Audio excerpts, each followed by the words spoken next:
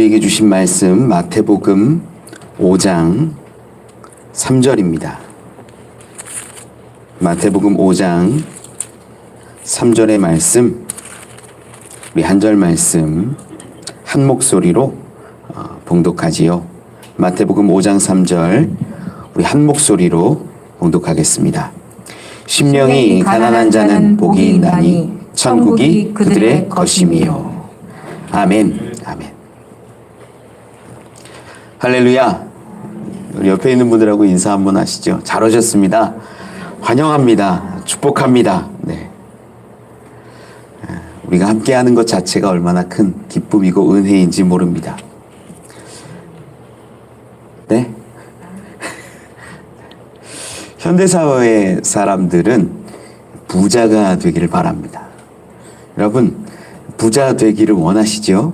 네. 심지어 세상에서 인사말 중에 하나가 이런 인사말이 있어요. 부자 되세요. 그 이야기 인사 들으면 괜히 뿌듯해지는 것 같고 마음도 넉넉해지는 것 같지요. 최근 젊은 청년들 중심으로 꿈과 소망을 물어보면 이렇게 대답하는 친구들이 꽤 많습니다. 건물주가 되고 싶어요. 건물주가 되고 싶다. 일하지 않고 불로소득을 얻었으면 좋겠다라는 말일 겁니다. 돈을 많이 가지면 행복할까요? 여러분, 돈을 많이 가지면 행복할까요?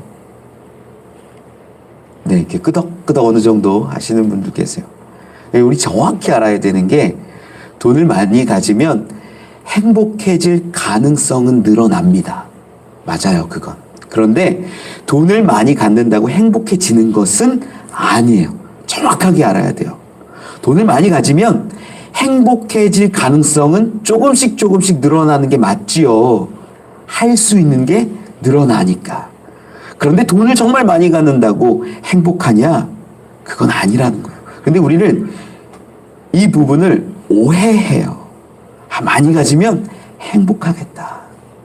그래서 건물주가 되려고 하고 부자가 되려고 하고 부자면 좋고 이런 생각들 하는 거죠. 그런데 진짜 행복은 물질주의적인 가치관으로 보더라도, 제 가치관이 아니라 세상의 가치관, 물질주의적인 가치관으로 보더라도 돈을 많이 갖는 것보다는 돈을 어떻게 쓰느냐가 행복에 더 가까워요. 맞잖아요. 이게 세상의 가치관, 제 가치관이 아니라 성경적 가치관도 아니고 돈을 많이 가지면 행복할 것 같아. 가능성이고, 그리고 돈은요 소유하는 게 아니라 어떻게 가치 있게 소비하느냐에 따라 그 행복이 찾아와요. 정말 많이 가졌다고 기쁜 것 아니지요. 많은 사람들이 부자가 되기를 정말 원하는데 반대로 이야기하면 가난을 싫어한다라는 이야기도 됩니다. 지긋지긋한 가난으로부터 좀 탈출하고 싶다. 이런 이야기들 많이 들어요. 예수님 시대를 살펴보면 어떨까요? 예수님 시대에는요, 가난이 너무나 일상적이었어요.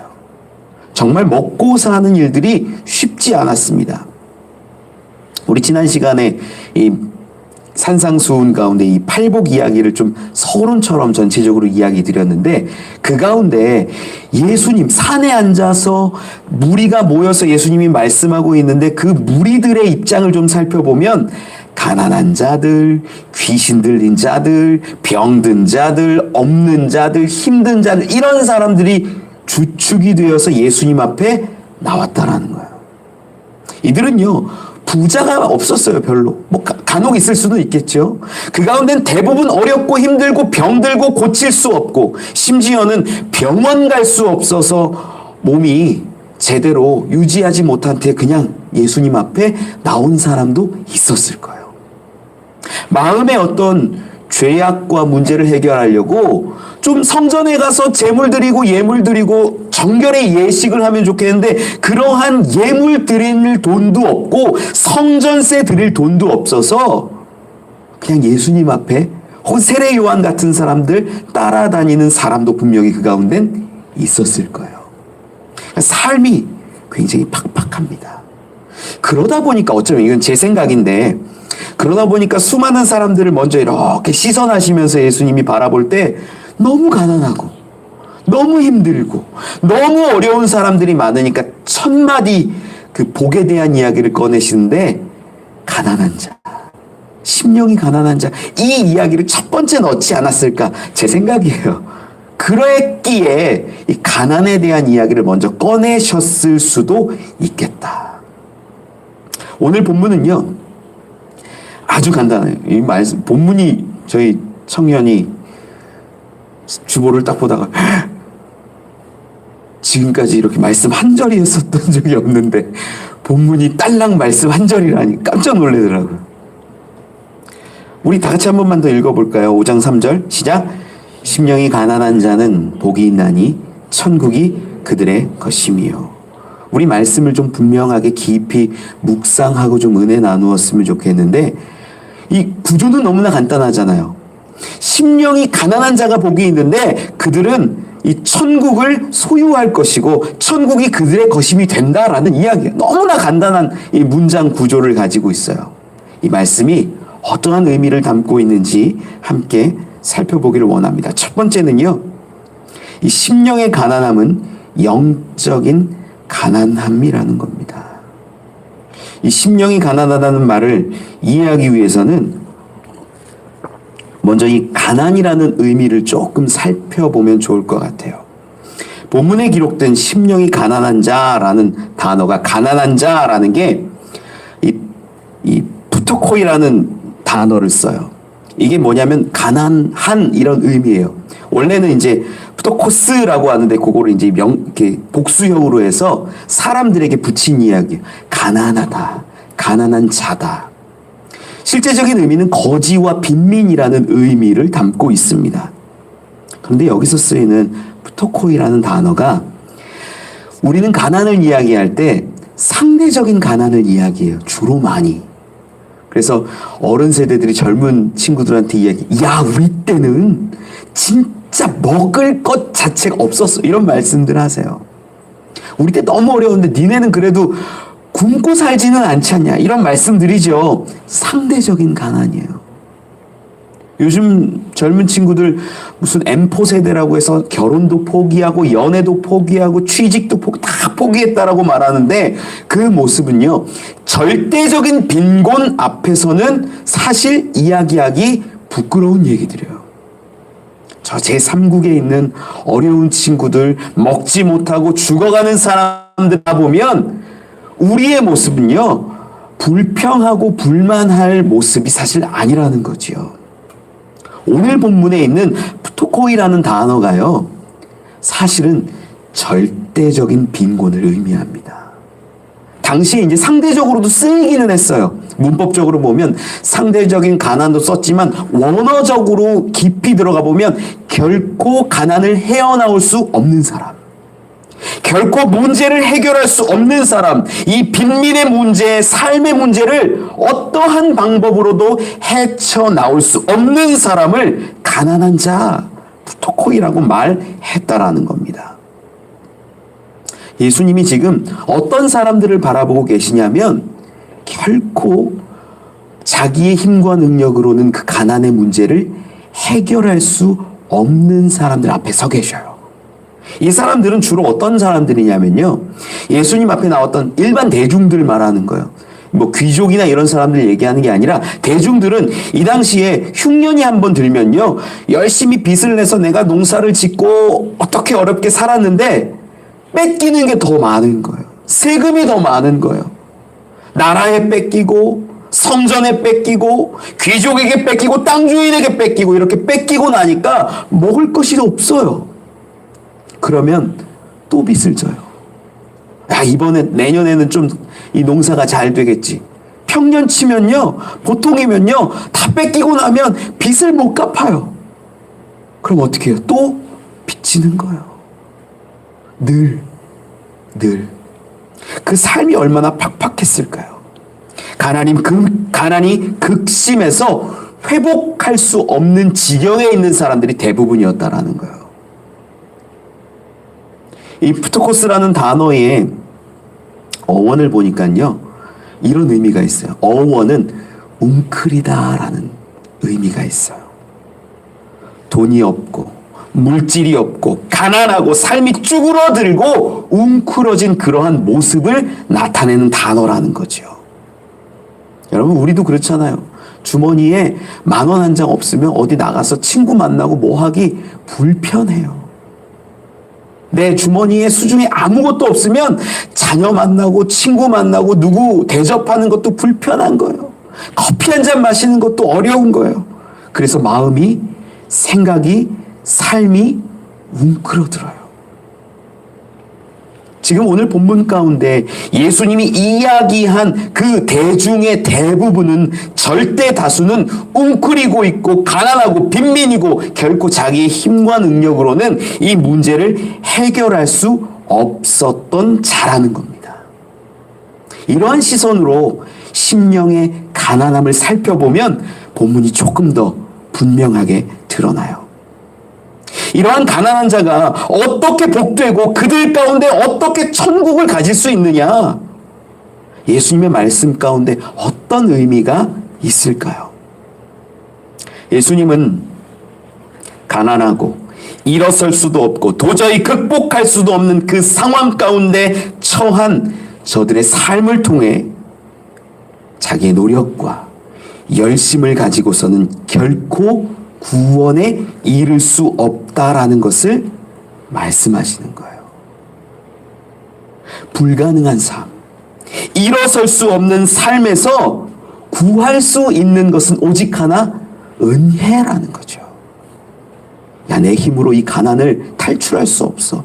내 힘으로 이 상황을 극복할 수 없어. 이 어려움을 도저히 어찌할 수 없을 그때에 바라볼 수 있는 건 이 상황을 해결해 줄 수 있는 정말 위대하고 광대한 하나님을 바라보는 것 외에는 불가능하다라는 거예요. 우리 신앙생활이라는 건요, 분명히 알아야 돼요. 제가 여러 번 말씀드리지만 우리는 이 세상의 종교와는 달라요. 세상의 종교의 기준은 뭐냐면 열심히 치성을 드리고 불공을 드리고 열심히 덕을 쌓고 수행을 하고 선한 일들을 하고 좋은 일들을 많이 해서 그 사람의 삶이 바뀌면 극락에 가고 좋게 되고 이게 세상의 종교의 가치관이에요. 방법이에요. 그런데 기독교는 전혀 달라요. 여러분, 우리가 하나님 앞에 나오고 예수 그리스도를 의지하는 건요, 이 자리에 나와서 내가 예배 잘 드리면 구원 얻겠지, 헌금하면 구원 얻겠지, 주일날 안 빠지고 매일 예배 드리면 하나님이 기뻐하셔서 나에게 복 주시고 천국 가게 하시겠지, 이런 게 아니라는 거예요. 이거는 세상의 종교적으로 기독교를 해석한 거예요. 진짜 기독교는 뭡니까? 오직 하나님의 은혜예요. 우리가 어찌할 수 없고 우리가 구원받을 수 없고 우리가 해결할 수 없는 이 죄의 문제, 죽음의 문제, 사망의 문제를 하나님이 예수 그리스도라는 그 놀라운 진리의 길, 영생의 길 하나를 내려주셔서 그분으로 인하여 우리가 구원 얻게 되는 것, 이거예요. 이게 세상의 종교와 다른 거예요. 세상의 종교는 자기의 노력과 열심으로 가능하지만 우리 기독교는 아니에요. 여러분, 30년, 40년 예배 생활 잘하고 전도 많이 하고 헌금 많이 하고 집 팔아서 하나님께 드리고 그랬다고 구원 얻어요? 그건 세상 종교적인 일이에요. 우리는 예수 그리스도를 의지하는 분들 되어야 합니다. 거기에 구원이 있는 거예요. 그 하나님의 은혜를 우리가 바라보는 거예요. 이걸 깨닫게 하는 게 뭐냐? 나의 힘과 나의 능력으로는 아무것도 할 수 없구나라는 심령의 가난함을 깨닫는 거예요. 야, 내가 할 수 없구나. 여러분, 성경에 그러한 이야기들, 그러한 유명한 사람들이 너무나 많이 나오죠. 다윗이라는 사람 여러분 아시죠? 이스라엘의 왕 중에 가장 큰 왕이 다윗 왕입니다. 이 다윗은요, 가장 부강했고 강력했던 통치자였어요. 다윗이 한 번은 그런 이야기를 한 적이 있어요. 야, 내가 하나님께 내가 이렇게 백향목으로 내 집도 짓고 다윗성 짓고 이렇게 화려하게 잘 지어놨는데 하나님 집을 좀 지어드려야겠다. 야, 하나님 집이 이 천막 저 천막 왔다 갔다 이게 뭐야? 이거 아닌 것 같아. 이런 마음을 가지고 생각해서 하나님께, 야, 하나님 성전을 내가 집 지었던 것처럼 백향목으로 좀 지어줘야겠다. 이런 마음을 가졌던 적이 있어요. 이게 교만했던 때입니다. 부강하고 모든 것을 갖고 있고 부족함 하나 없고 내 집을 완성하고 나니까, 야, 하나님이 집이 아직도 천막이야? 아니, 내가 좀 지어드려야겠다. 내가 좀 해드려야겠다. 우리 성경을 좀 한번 찾아보면 좋을 것 같은데, 역대상에 있어요. 역대상. 역대상 17절 말씀, 17장, 우리 1절부터 6절까지 좀 보죠. 역대상 17장 637면입니다. 역대상 17장 1절부터 6절까지 우리 함께 좀 읽어볼까요? 시작. 다윗이 그의 궁전에 거주할 때에 다윗이 선지자 나단에게 이르되 나는 백향목 궁에 거주하거늘 여호와의 언약궤는 휘장 아래에 있도다. 나단이 다윗에게 아뢰되 하나님이 왕과 함께 계시니 마음에 있는 바를 모두 행하소서. 그 밤에 하나님의 말씀이 나단에게 임하여 이르시되 가서 내 종 다윗에게 말하기를 여호와의 말씀이 너는 내가 거할 집을 건축하지 말라.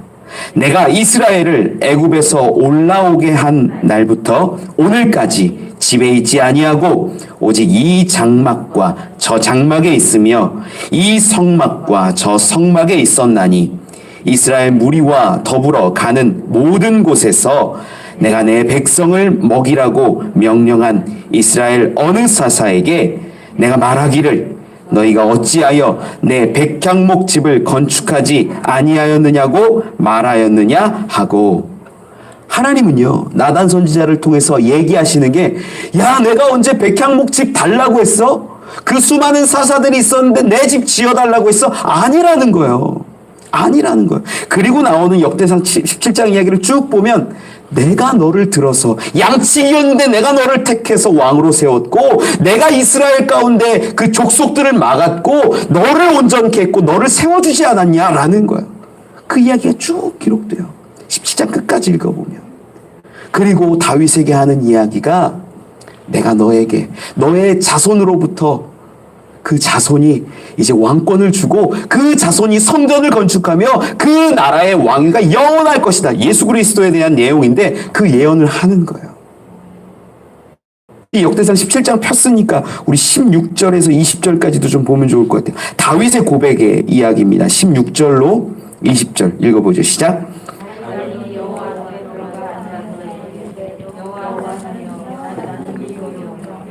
무엇이기에 나에게 이에 이르게 하셨나이까? 하나님이여 주께서 이것을 오히려 작게 여기시고 또 종의 집에 대하여 먼 장래까지 말씀하셨사오니 여호와 하나님이여 나를 존귀한 자들같이 여기셨나이다. 주께서 주의 종에게 베푸신 영예에 대하여 이 다윗이 다시 주께 무슨 말을 하오리이까? 주께서는 주의 종을 아시나이다. 여호와여 주께서 주의 종을 위하여 주의 뜻대로 이 모든 큰 일을 행하사 이 모든 큰 일을 알게 하셨나이다. 여호와여 우리 귀로 들은 대로는 주와 같은 이가 없고 주 외에는 하나님이 없나이다. 아멘. 다윗의 고백의 이야기를 잘 살펴보면 하나님 내가 누굽니까? 아무것도 아니었습니다. 하나님이 은혜 주셨고 하나님이 이끄셨고 하나님이 이렇게 역사하셨습니다라고 자기의 뜻, 자기의 생각을 접고 하나님을 높이는 거예요.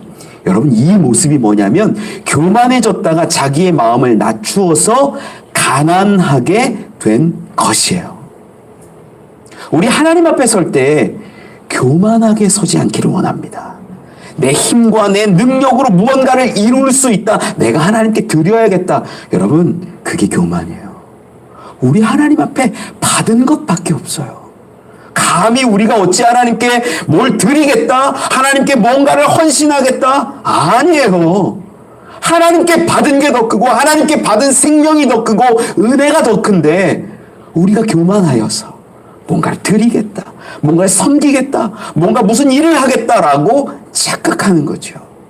저는 여러분들이 교만하고 자만한 자가 아니라 지금 다윗처럼 하나님 내가 누굽니까? 하나님이 주신 은혜를 다시 바라봅니다. 주의 종입니다. 고백할 수 있는 자들이 되기를 축원합니다.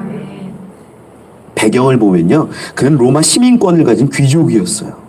어마어마한 사람이에요. 언어에 능통했어요.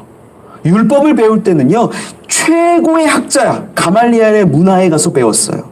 그는 베냐민 지파였고 율법적으로 완전했어요. 부족함 하나 없는 사람이었어요. 근데 그가 자기의 열심으로 하나님의 일을 위하여, 하나님 영광 위하여 막 애쓰려고 할 때에 뭐 스데반 죽이는 일에 앞장섰고 그 자리에서 이 겉옷 맡은 자들 옆에 옷 맡아주고 뭐 이런 일들 했는데, 야, 더 이상 안 되겠다. 예수를 박해해야겠다. 예수 믿는 자들을 처단해야겠다. 끌어와야겠다 해서 다메섹으로 가는 길에 이 부활하신 예수님을 빛 가운데서 만나거든요. 그때 꼬꾸라지는 거예요. 그때 바뀌는 거예요. 율법으로도 완전하고 민족적으로도 완전하고 뭐 귀족이고 부족한 것 하나 없는 그가 나중에 고백하는 게 뭐예요? 내가 가진 모든 것 다 배설물처럼 여긴다요. 여러분 그 마음을 한번 보세요. 그 생각을 한번 보세요. 그 중심을 한번 보세요. 자기의 영혼이, 자기의 심령이 가난하여지고 낮아지고 오직 주의 은혜 아니고서는 설 수 없다라고 고백하는 모습이었다라는 거예요. 여러분 그래서 심령이 가난하다라는 게 분명해집니다. 아, 내 힘이 아니구나. 내 능력이 아니구나. 내 열심이 아니구나. 내 종교적인 모습이 아니구나. 오직 하나님의 은혜요. 오직 우리 주 예수 그리스도로 우리가 구원 얻는 것이구나. 이것을 깨닫는 자가 천국, 그것을 소유한다라는 겁니다. 저는 여러분들의 심령을 바라보며 겸손하고 낮아지고 교만하지 않기를 원합니다. 하나님 앞에서 오직 하나님만 바라보고 은혜를 구할 수 있는 저와 여러분들 되기를 축원합니다. 두 번째 은혜 나누기를 원하는 것은요, 심령의 가난함은 존재의 가난함이라는 거예요. 우리가 마태복음을 중심으로 좀 읽고 있는데 마태복음은 심령의 가난한 자를 이야기합니다. 그런데 이제 이 복음서 가운데 평행본문이라고 보는 우리 누가복음 가운데는 6장의 10절에 이렇게 기록해요. 너희 가난한 자는 복이 있나니 하나님의 나라가 너희 것이며. 여기에는요, 심령의 가난함이라는 표현이 없습니다. 평행본문을 보니까, 그러니까 마태복음에는 심령의 가난함을 이야기하는데 누가복음에는 그냥 가난한 자라고만 기록되어 있어요. 누가를 기록한 이 중심에서는 심령과 육신의 어떤 구별이 두드러지지 않고 하나의 존재로 좀 보고 있다라는 것들을 알 수 있지요. 누가복음의 흐름 전체를 살펴보면 가난과 부요함에 대한 이야기가 몇 차례 등장하는데, 우리가 좀 중심적으로 볼 수 있는 내용들이 어떤 게 있냐면 누가복음 16장의 이야기예요. 거기 부자와 거지 나사로의 이야기가 나와요. 이 거지 나사로도 또 동일하게 거기에서 이제 거지라는 단어가 푸토코이라는 단어를 써요. 거지다, 빈민이다.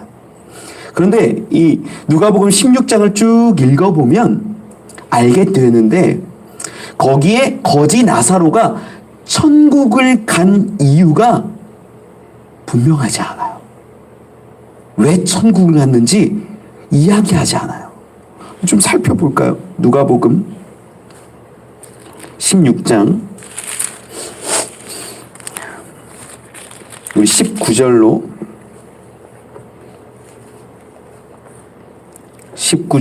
22절. 누가복음 16장입니다. 19절로 22절. 같이 한번 읽어보죠. 시작. 한 부자가 있어 자색 옷과 고운 베옷을 입고 날마다 호화롭게 즐기더라. 그런데 나사로라 이름하는 한 거지가 헌데 투성이로 그의 대문 앞에 버려진 채 그 부자의 상에서 떨어지는 것으로 배불리려 하매 심지어 개들이 와서 그 헌데를 핥더라. 이에 그 거지가 죽어 천사들에게 받들려 아브라함의 품에 들어가고 부자도 죽어 장사되매. 거지 나사로는요, 한 게 아무것도 없어요.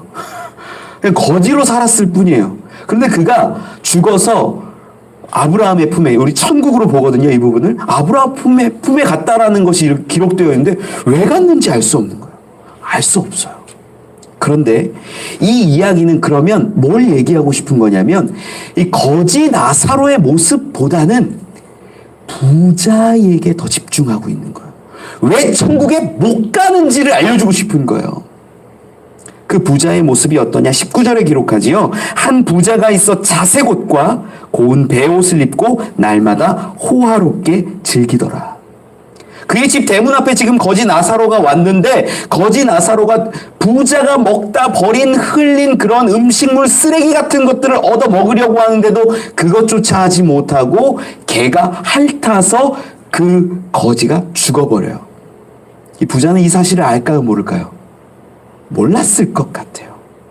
아무래도 알았을 수도 있고 몰랐을 수도 있는데 그건 중요하지 않고, 더 중요한 건 뭐냐면 그런 자들에게 관심 갖고 있지 않다라는 거예요.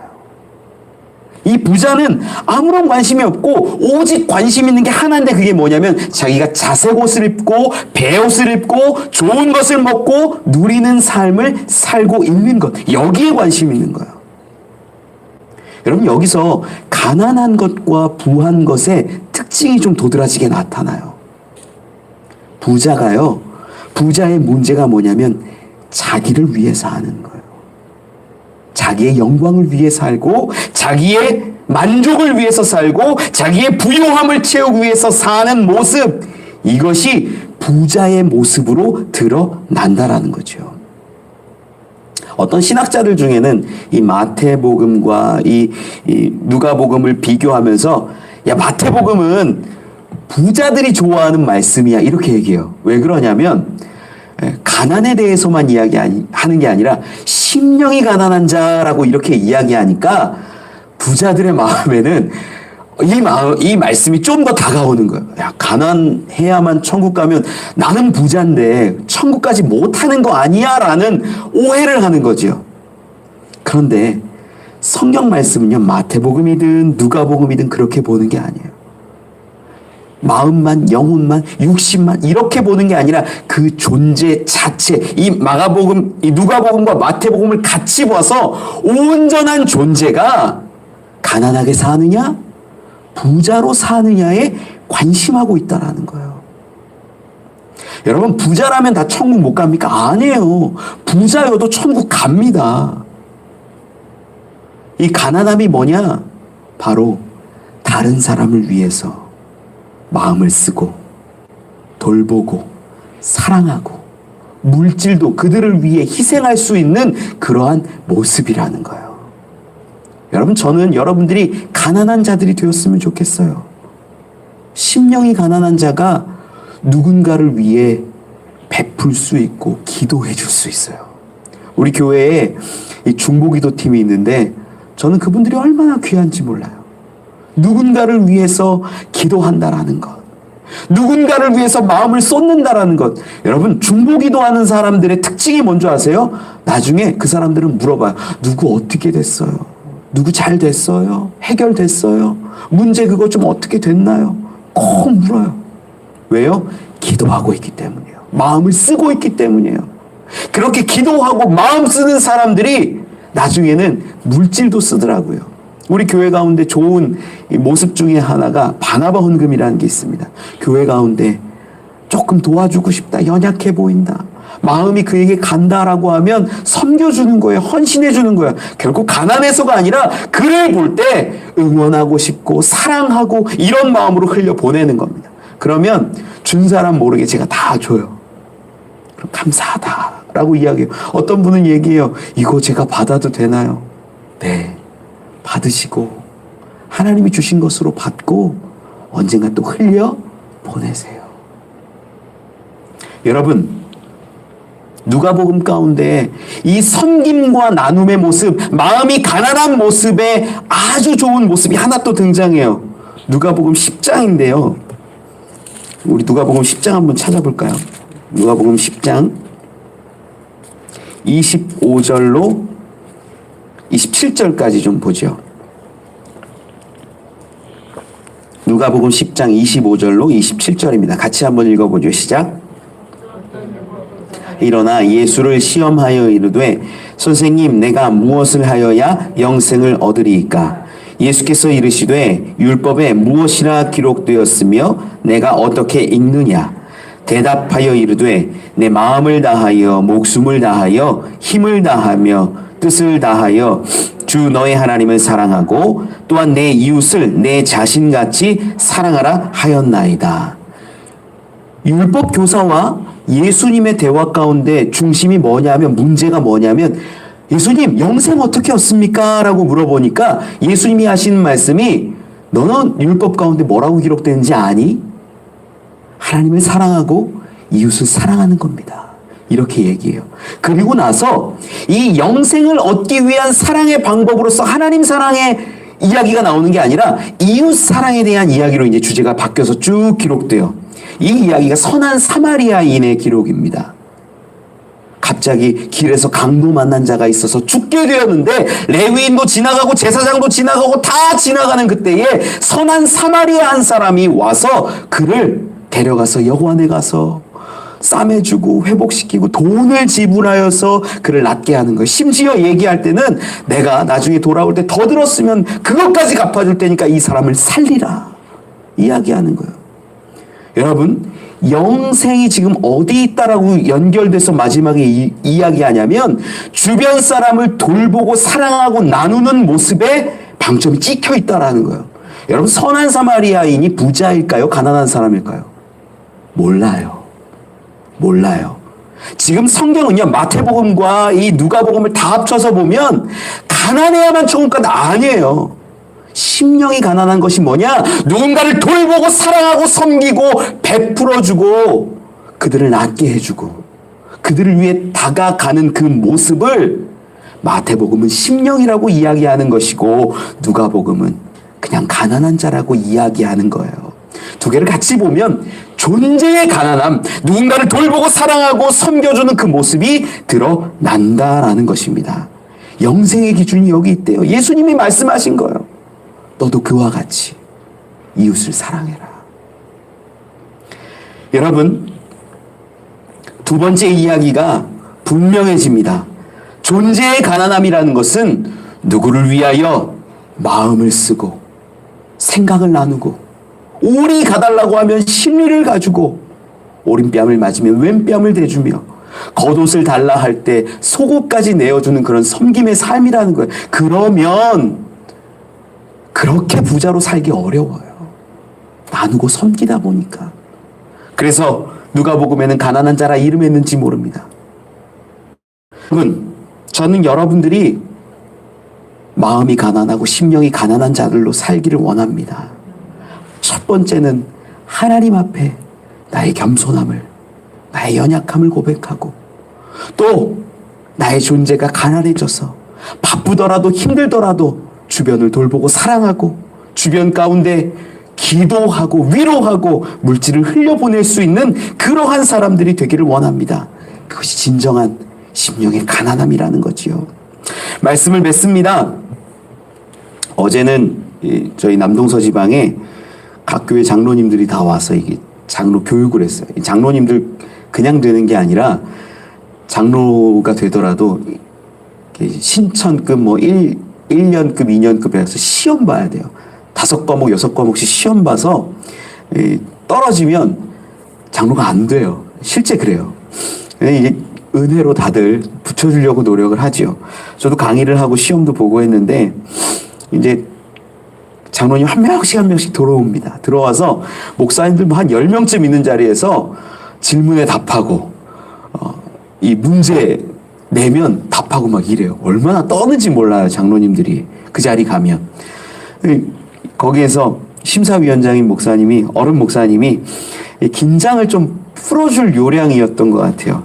들어오는 장로님에게 다 이렇게 물어보시더라고요. 나이 들어 공부하시기 힘드시죠? 그러는 거예요. 그러니까 정말 열이면 9명 장로님들은 다 이렇게 얘기하시더라고요. 읽고 외웠는데 돌아서면 까먹어서 힘들었습니다. 다 그렇게 얘기하시더라고요. 그거 보면서 제가 맞아, 나이 들어 공부하는 게 쉽지 않지 생각했어요.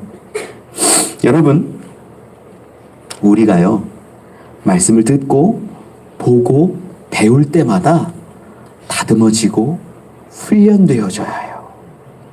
여러분, 심령이 가난하다라는 말씀을 오늘 받으면요, 내가 겸손해져야겠구나. 하나님 앞에서 내 의를 감히 드러내는 것이 아니라 낮아져야겠구나. 나를 쳐서 하나님 앞에 무릎 꿇을 수 있는 자로 세워가시기 바랍니다. 부단히 노력해야 돼요. 머리에만 있으면 되는 게 아니에요. 왜 장로님들이 그 3년의 과정을 거치고, 목사님들은요, 저도 3년 4년 거치면서 전 진급 누락도 했었어요. 떨어지기도 했었어요. 1년씩 더 걸려요. 목사가 돼도 끝이 아니에요. 11년 동안 계속 진급을 해요. 엄청 어렵습니다. 감리교 목사가요. 왜 그런 과정을 거치는 줄 아세요? 매번 나는 부족합니다. 나는 연약합니다. 나는 하나님 앞에 서면 아무것도 아닙니다. 이 모습을 훈련시키는 것이라는 거죠. 여러분, 말씀을 받으시면 훈련하셔야 돼요. 받으시고 따라가셔야 돼요. 여러분의 마음을 가난하게 만드십시오. 하나님 앞에서 무릎 꿇는 존재로 서십시오. 그리고 주변을 돌아보며 내 삶 돌아보고 내 안위와 내 만족을 위해서 사는 것이 아니라 그들을 위해 마음을 흘려보내고 물질을 흘려보내고 기도의 시간을 흘려보낼 수 있기를 원합니다. 그 가난함, 그 자들이 천국을 소유하는 자, 주님이 주시는 은혜를 경험하는 자들 됨을 믿습니다. 유진 피터슨 목사님이 이 부분을 번역했어요. 유진 피터슨 목사님이 헬라어 히브리어에 능통한 분이고 대학에서 가르치셨던 분인데, 이 마태복음 5장 3절을 이렇게 번역합니다. 벼랑 끝에 서 있는 너희는 복이 있다. 너희가 작아질수록 하나님과 그분의 다스림은 커진다. 우리의 존재가 작아지고 우리의 존재가 연약해질 때 하나님이 우리를 들어쓰셔서 천국의 삶, 천국의 기쁨을 누리게 할 것을 믿습니다. 그런 저와 여러분 우리 되기를 축원합니다. 기도